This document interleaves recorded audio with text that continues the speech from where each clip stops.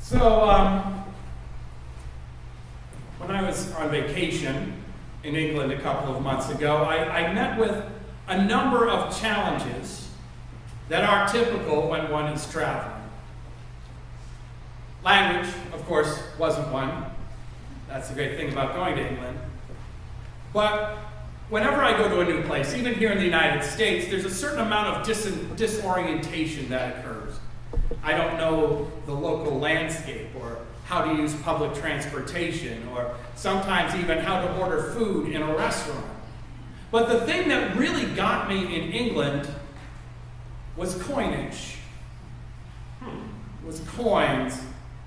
And I didn't expect this, since I'd been using coins all my life. And a new system seemed like it really shouldn't have been that big a deal. But turns out in England, of course, that they have different coins from the ones we have here. And not only do they look different, they are called different things. And some of them are worth different amounts. Thankfully, they have pennies, just like we do, and that's nice. And they have nickels and dimes, but they don't call them nickels or dimes, and they don't look like nickels and dimes. And instead of a 25-cent piece or a quarter, 4 of which make $1, you have a 20-pence piece, which takes 5 to make a pound. And while in this country a $50 is a novelty, I used to get them, the tooth fairy used to leave them under my pillow. There, a 50-pence piece is actually fairly common. And then, of course, there are the 1 pound and 2 pound coins, which we have nothing to compare to. So particularly once one considers the exchange rate between Britain and the United States, a pocket full of British coins is worth a lot of money. Now, to add insult to injury, I'm not very good at math. And for some reason, I decided that a savvy traveler, such as myself, couldn't be seen stumbling with his change in public. So I pretty much did what anyone would do in that situation. I paid with only paper money. The problem is that when you give people paper money, they give you coins back. So as the days went on, I accumulated a great deal of coinage, enough to make my pockets bulge and to make me sound like a Christmas sleigh when I walked. I don't know why I found it so embarrassing to admit that I didn't know how to make change in a country that was not my own. I mean, my accent gave me away right away, and I was willing to ask for other kinds of assistance. But there it was. And now I have a fairly substantial and substantially accidental collection of British money that no doubt will set off security on my next visit to England. Now, of course, I realize that many of you may not have that specific problem. You travel more, perhaps, or maybe you're just better at math. But I bring this story up today because it is a pretty good illustration of some of the less than healthy ways we relate to things we do not know. And we do relate to things we do not know, frequently, in unhealthy ways. According to Tierney-Eliot, so Socrates said that there is only one good, and that is knowledge, and only one evil, and that is ignorance. And even if we do not see it as evil all of the time, it certainly can be a weakness or a power to overcome. Ignorance, ours and others, is in fact a power in our lives, and it maintains that power by using our own emotions against us. We are uncomfortable when we do not know, or when we are perceived as not knowing. We are embarrassed many times when we don't have the answer, and so many times we try to hide the fact that we don't know. Perhaps, sticking with the coin example for a moment, perhaps we do what I did when I chose to just not use the coins. Or maybe we pretend that we know what we're doing, bluffing our way through, handing over a fistful of coins and then walking away quickly, hoping for the best. Or maybe we even insist that we do know how to make change and that the cashier is simply wrong, and that we are somehow being put upon or oppressed because of our willful ignorance. Now, when we're talking about vacation and my pockets filled with literal pounds of pounds, the stakes aren't actually that high. But the problem is that ignorance has this power in other parts of our lives too. The book of Proverbs tells us that precious treasure remains in the house of the wise, but the fool devours it. As individuals, we see our treasure devoured, relationships destroyed, projects that stumble, because we have too great a sense, or choose to merely present a great sense, of our own competence, our own wisdom. We don't know when to ask for help a lot of the time. And more broadly, we see that same work of ignorance in every war that has ever been fought, in every scientific discovery that is denied through an exercise in certainty, in an adherence to the beliefs of the past. And then we contribute to this ignorance ourselves as we try to appear competent and knowledgeable and reinforce that same image in people and ideas that we like. Because, as the Reverend Barbara Brown Taylor told us in our reading today, the facts notwithstanding, it is easier to go to bed at night believing that our perspective on the universe is the stable one.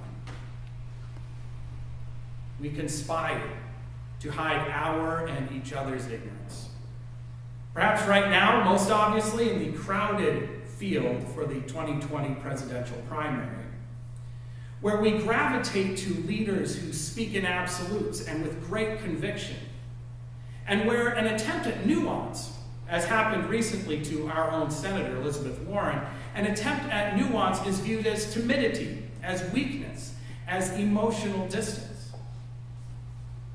But I have actually yet to hear in this cycle a candidate answer a complex question addressing a complex issue by saying, I don't know. I don't know the answer yet, but I will continue to try to find one. And frankly, many people would be kind of nervous if they did. We ourselves want to be certain and convinced. And we want our leaders to be certain and convinced as well. The evil of ignorance continues when we become ashamed or embarrassed by our own ignorance. And the most obvious thing that we do when we have this moment of embarrassment is to overcompensate.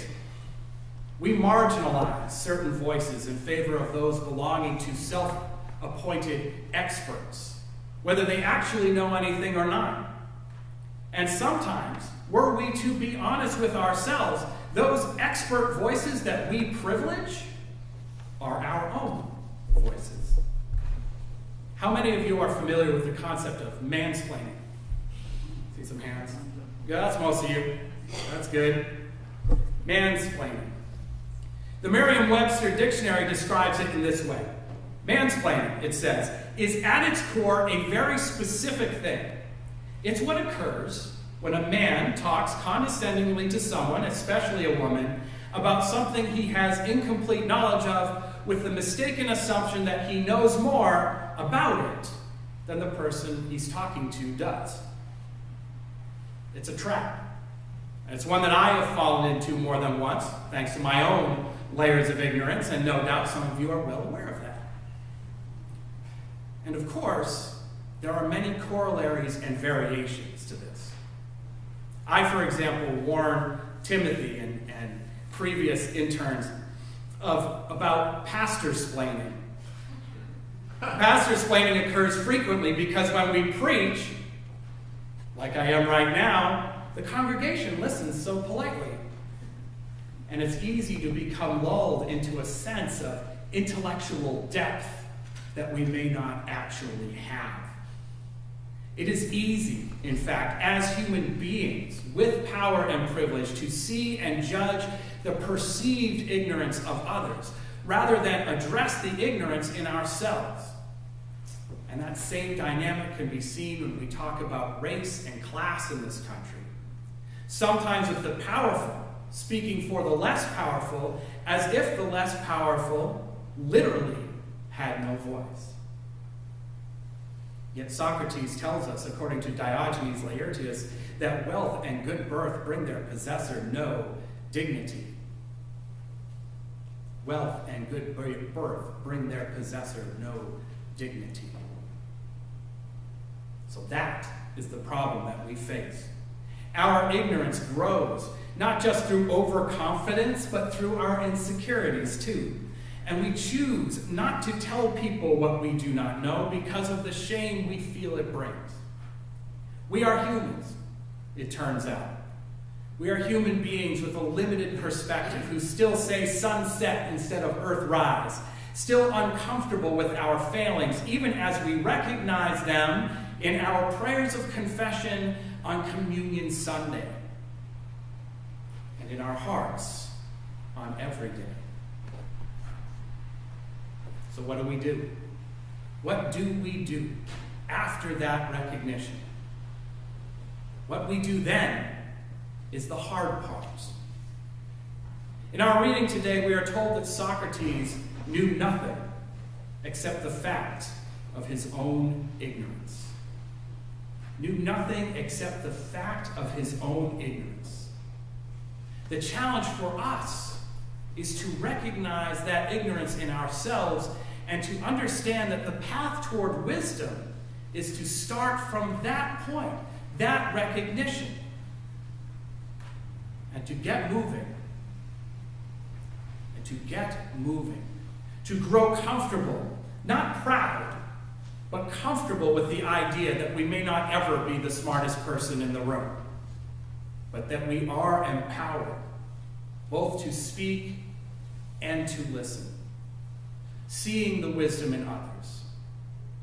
And when we have it, seeing the wisdom in ourselves. Always seeking to know more than we know today. Tierney-Eliot tells us that late in life, Socrates learned to play the lyre. He hadn't been a musician before then. And he did it not to impress anyone, but because he was put on this earth to learn as much as he was to teach. So may we all continue to learn. May we all seek wisdom by first recognizing our own ignorance, seeking not to explain but to understand in communion with all of creation. Amen.